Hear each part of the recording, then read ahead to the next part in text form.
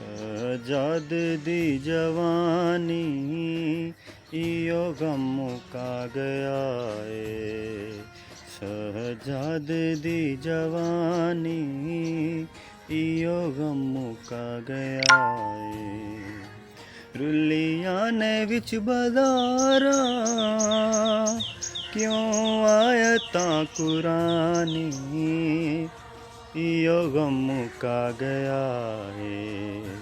सजाद दी जवानी मां ओन दी पुकारे देवे च कोई चादर मुश्किल च कोई कर दे सैयदा ते मेहरबानी इयो गम मुका गया है।